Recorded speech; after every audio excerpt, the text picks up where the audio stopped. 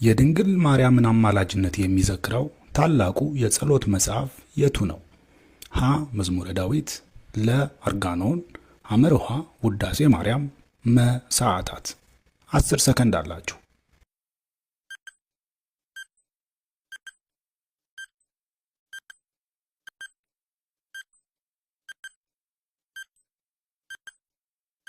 መልሱ ሐመርኋ ውዳሴ ማርያም። ውዳሴ ማርያም ለእመቤታችን በ7 ቀናት የተከፋፈሉ ስብከቶች ያሉት ሲሆን አማላጅነቷን በስፋት ይዘክራል። በብሉይ ኪዳን ትንቢት ውስጥ ድንግል ማርያምን የሚያመለክተው በጎልማሳይቱ ወይም ድንግሊቱ የሚለው ቃል የሚገኘው በየትኛው መጽሐፍ ነው? ሀ. ዘፍጥረት፣ ለ. ሚልኪያስ፣ ሐመርኋ ኢሳይያስ፣ መ. መዝሙር። 10 ሰከንድ አላችሁ።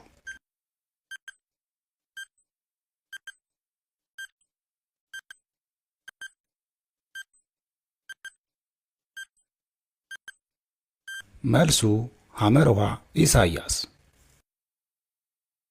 እነሆ ድንግል ትጸንሳለች ወንድ ልጅንም ትወልዳለች የሚለው ትንቢት በእመቤታችን ላይ ተፈጽሟል። የድንግል ማርያም እናት ሐና ከየትኛው የእስራኤል ነገድ ትወጣለች? ሀ. የይሁዳ ነገድ፣ ለ. የሌዌ ነገድ፣ ሐመርኋ የሩቤል ነገድ፣ መ. የይሳኮር ነገድ። 10 ሰከንድ አላችሁ።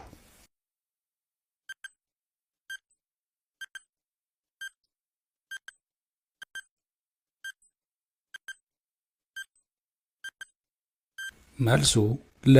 የሌዊ ነገድ።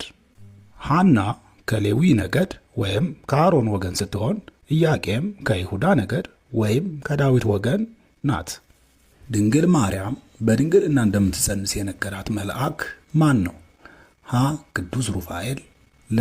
ቅዱስ ገብርኤል፣ ሐመርኋ ቅዱስ ሚካኤል፣ መ. ቅዱስ ኡራኤል። 10 ሰከንድ አላችሁ።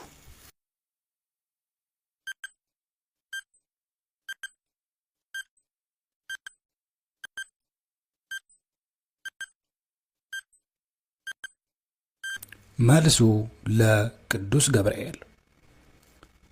ቅዱስ ገብርኤል አላት፣ እነሆም ትጸንሻለሽ፣ ወንድ ልጅም ትወልጃለሽ፣ ስሙንም ኢየሱስ ትዪዋለሽ አላት። ድንግል ማርያም በግብፅ በነበረችበት ጊዜ በእርሷ አማካኝነት ለመጀመሪያ ጊዜ ክርስትና የተሰበከችበት ከተማ የት ነው? ሀ. ካይሮ፣ ለ. ግብፅ በአጠቃላይ፣ ሐመርኋ አስዩት ወይም ደብረ ዘይት፣ መ. አሌክሳንድሪያ። 10 ሰከንድ አላችሁ።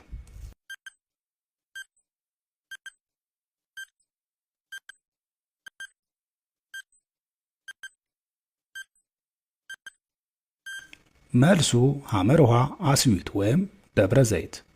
ጌታችንና እመቤታችን በግብፅ በአስዩት ወይም ደብረ ዘይት አካባቢ እንደኖሩና አስቀድማም ቤተ ክርስቲያን እንደተሰራች ትውፊቱ በግልጽ ያስረዳል። በኢትዮጵያ ኦርቶዶክስ ተዋሕዶ ቤተ ክርስቲያን የድንግል ማርያምን አማላጅነት የሚመሰክረው መጽሐፈ ሰዓታት ውስጥ የሚገኘው ታዋቂው የጸሎት ክፍል ስያሜው ምንድን ነው? ሀ. አቡነ ዘሰማያት፣ ለ. መልክዓ ማርያም፣ ሐመርኋ አንቀጸ ብርሃን፣ መ. መዝሙረ ክርስቶስ። 10 ሰከንድ አላችሁ።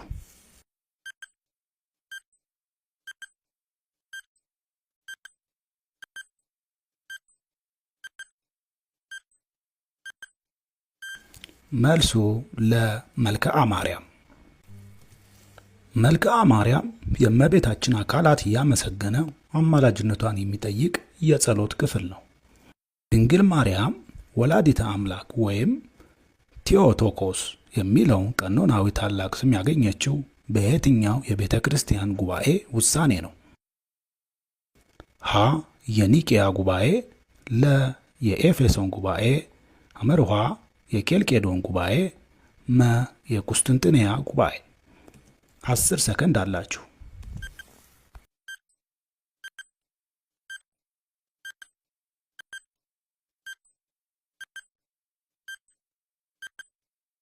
መልሱ ለ. የኤፌሶን ጉባኤ። ይህ ጉባኤ የኔስቶሪዮስን ስህተት በመኮነን ድንግል ማርያም እመ አምላክ መሆኗን በይፋ አጽድቋል። በድንግል ማርያምና በጌታችን ኢየሱስ ላይ የተቀረጹ የመጀመሪያዎቹ ስዕሎች ወይም አይከኖች በማን እንደተሳሉ የቤተ ክርስቲያን ትውፊት ምን ያስተምራል? ሀ. ሉቃስ ወንጌላዊው፣ ለ. ዮሐንስ ወንጌላዊው፣ ሐመርኋ ጳውሎስ ሐዋርያው፣ መ. ቅዱስ ጊዮርጊስ። 10 ሰከንድ አላችሁ።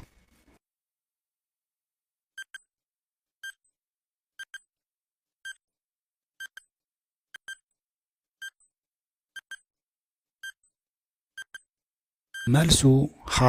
ሉቃስ ወንጌላዊው። ወንጌላዊ ቅዱስ ሉቃስ በእመቤታችን ሕይወት ዘመን ስዕሏን እንደሳለ በኦርቶዶክሳዊ ትውፊቶች ይታመናል። በኢትዮጵያ ኦርቶዶክስ ተዋሕዶ ቤተ ክርስቲያን ትምህርት መሠረት ድንግል ማርያም በሥጋና በነፍስ ከሞት ተነስታ ወደ ሰማይ ያረገችው በስንተኛው ቀን ነው? ሀ. መስከረም 21፣ ለ. ጥር 21፣ ሐመርኋ ኅዳር 21፣ መ. ነሐሴ 16። 10 ሰከንድ አላችሁ።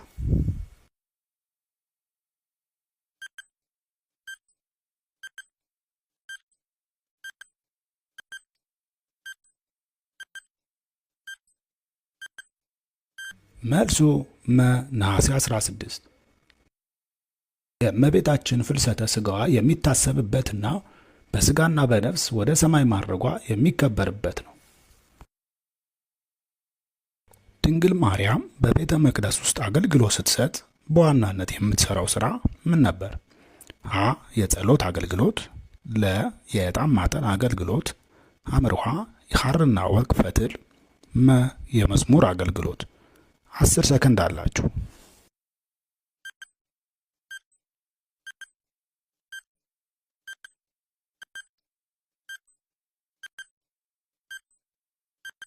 መልሱ ሐርና ወርቅ ፈትል።